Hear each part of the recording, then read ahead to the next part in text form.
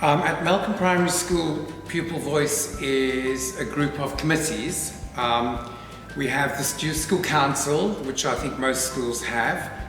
We have a prefects body, we have mediators, and then we have what we call our student voice. There's 6 different committees there. First one is the Eco Warriors, then we have the Enterprises, Fair Traders, International Ambassadors, Junior Road Safety Officers. The 6th one is the Right Respecters, and we've just introduced a new one called the Learning Ambassadors.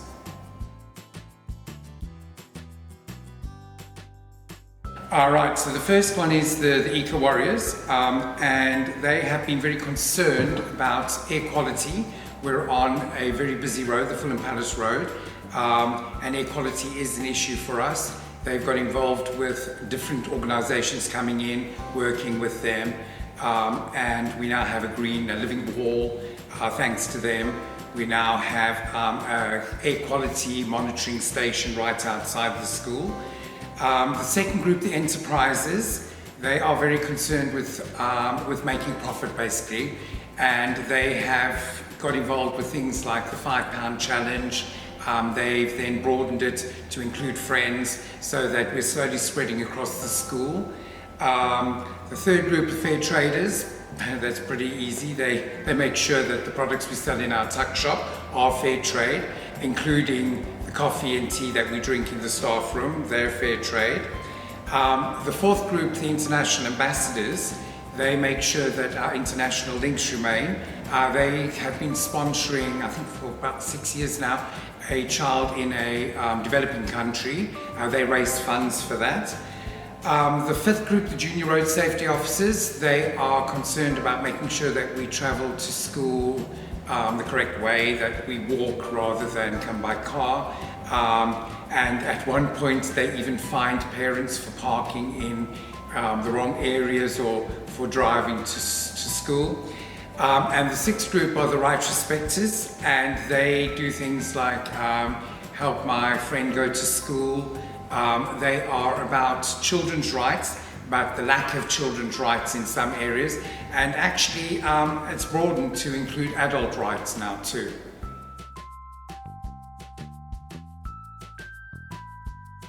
Right, it's hard and it's easy.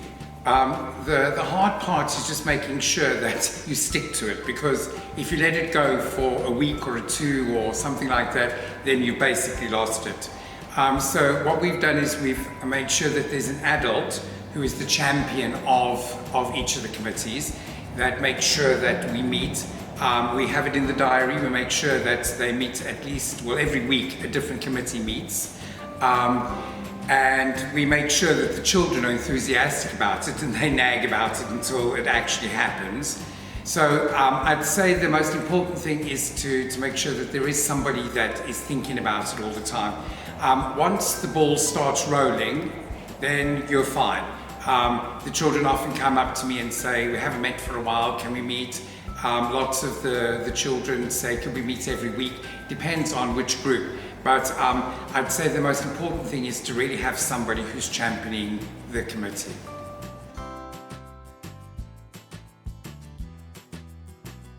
Right, it's the most exciting committee, it's the most recent committee, and it comes from work that we've done with visible learning and accelerated learning, and we've pieced it together.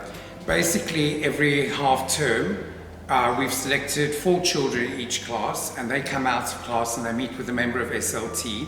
They go through the learning, literacy, numeracy, science topic, all the different subjects, and basically we ask them, what did you enjoy about the topic or the whatever you were learning?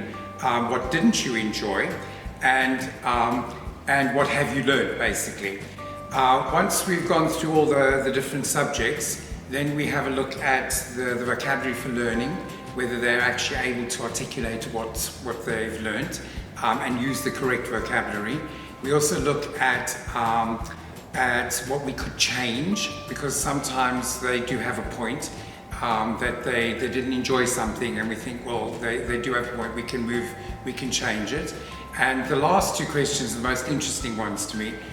the children evaluate their teachers. So they tell us what they think their teacher's really good at, their strengths.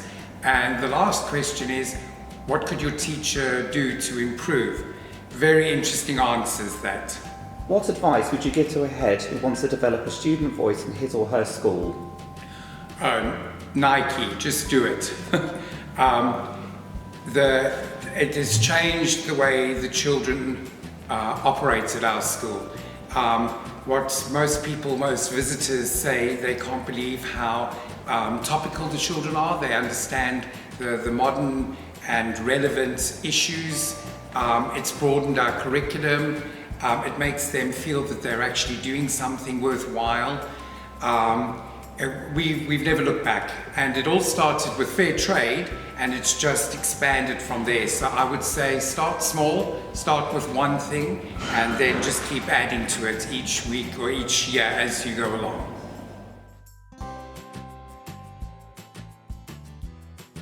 I suppose it's broadened the curriculum for us. At one point we felt that the children were learning, there was very limited learning, and we've been able to expand on that. The children now know a lot of things about things that they wouldn't normally cover in the curriculum. It has had a good impact, obviously, on things like working in groups, public speaking, working as an individual. But the thing that I think has the biggest impact is when visitors come in, they always say to me they're astounded at how much general knowledge the children have about the modern world. I remember one lady coming in and talking to me about deforestation, talking to the children about deforestation. And afterwards she said they know more about deforestation than I do.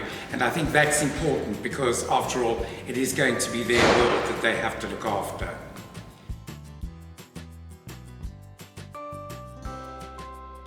If you want to know more about the student voice at Melcombe Primary School, we update our website with all the student voice. Our website is www.melcombeprimary.com.